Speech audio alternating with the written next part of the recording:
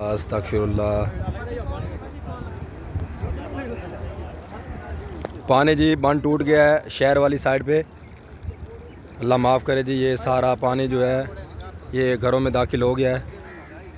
ये अब्दुल हकीम सिटी वाली साइड पे जो है रमान टाउन तरेलियाँ वाली कोसराबाद इस साइड से ये वाला पानी जो है टूट गया। अल्लाह ताला माफ़ करे जी।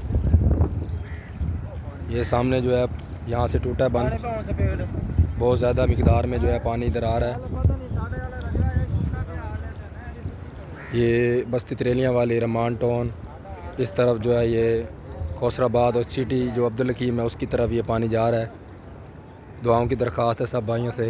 ये आधे से ज़्यादा घर जो हैं ये डूब चुके हैं जो इसके साथ साथ थे। ये मस्जिदें और ये घर लोग अपनी मदद आपके तहत जो है नकल मकानी करने पर मजबूर हो चुके हैं।